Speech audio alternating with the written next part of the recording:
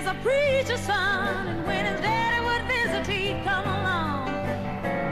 When they gather around the parlor talking, that's when Billy would take me walking. Bonjour Frédéric, Bonjour. Évidemment, la presse revient sur le décès d'Aretha Franklin, un hommage généralisé sans doute. Exactement, ce sont des portraits d'Aretha Franklin que vous retrouverez dans beaucoup de vos journaux. Respect titre simplement Libération du nom de sa célèbre chanson, et vous voyez aussi la croix et l'humanité qui soulignent que la diva était un symbole également de la lutte pour les droits civiques des Noirs américains. Alors je reviendrai plus longuement sur la disparition d'Aretha Franklin tout à l'heure dans la revue de presse culturelle.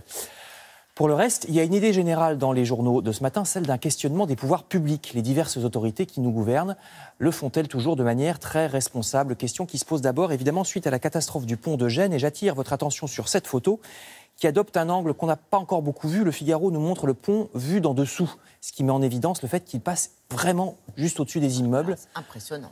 Mais ce que rappelle surtout le Figaro, c'est que certains partis politiques se moquent du monde. Ainsi, le M5S, le mouvement 5 étoiles, un des partis au pouvoir actuellement en Italie, négligeait complètement, il y a peu, le risque d'effondrement. Ce parti parlait, je cite, d'une petite fable. Il y a quelques années, la société autoroutière, en effet, avait prévu un contournement pour les poids lourds, pour qu'ils n'empruntent plus ce pont. Mais le mouvement 5 étoiles s'y était opposé en affirmant qu'il n'y avait pas de risque. Quand on rappelle cette histoire au parti qui désormais est au gouvernement, il le prend très mal, sauf que c'est la vérité, même s'il y a des raisons. C'est parce que les grands travaux sont souvent l'objet de corruption en Italie. Mais enfin là, sur ce point précis, c'est quand même pas de chance. Et ce tragique manque de sérieux au sommet de l'État n'est hélas pas le seul fait du gouvernement italien. Regardez par exemple ce qui se passe en Pologne. L'Humanité remarque que le gouvernement polonais joue lui aussi avec le feu, mais en matière cette fois de pollution. La Pologne utilise beaucoup le charbon, une des pires sources d'énergie du point de vue environnemental. Des membres du gouvernement polonais vont même jusqu'à participer à des colloques de l'industrie charbonnière en compagnie d'un soi-disant scientifique américain qui explique grosso modo que le réchauffement climatique n'existe pas et que la lutte contre l'effet de serre n'est pas justifiée. Oui, ce genre de discours existe aujourd'hui encore. Ça existe encore, c'est fou. Et oui, et tout près de chez nous. Si besoin était, le Figaro publie 2 articles qui confirment d'une part que l'été 2018 est le plus caniculaire depuis 15 ans et que les 4 années qui sont devant nous jusqu'en 2022 devraient être elles aussi très chaudes selon les calculs du CNRS.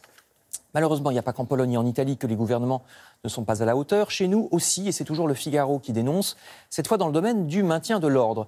Figurez-vous qu'on vient de se rendre compte que depuis le 1er août, les policiers municipaux n'ont plus le droit de porter des bombes lacrymogènes sans formation. Or, le problème, c'est que cette formation n'existe pas. Une formation obligatoire, mais qui n'existe pas. C'est un bon exemple des imbroglios administratifs dont la France a le secret. Je vous renvoie au Figaro pour les détails. Journal qui dénonce aussi le fait qu'on ait attendu l'année prochaine pour faire enfin la chasse aux véhicules qui roulent sans assurance. C'était pourtant très simple. Il suffisait de croiser les fichiers du ministère de l'Intérieur et ceux du ministère de l'Économie. En plus, on connecte tout ça aux caméras qui lisent les plaques d'immatriculation. Ce sera donc enfin fait l'an prochain. C'est important, parce qu'un accident grave dont le conducteur n'est pas assuré, c'est encore plus tragique pour l'auteur comme pour la victime.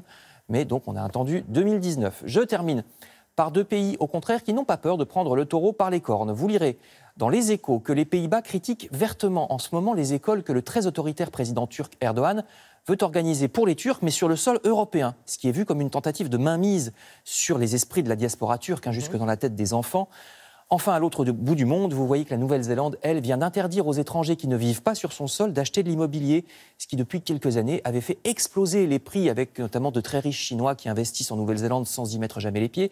Problème qu'on connaît aussi parfois dans les beaux quartiers de Paris ou dans beaucoup de villes mondiales. Oui, c'est ça, dans d'autres pays Exactement, aussi. ce qui fait monter les prix pour des gens qui n'y sûr. habitent pas. Vous lirez ça dans La Croix. Merci beaucoup Frédéric.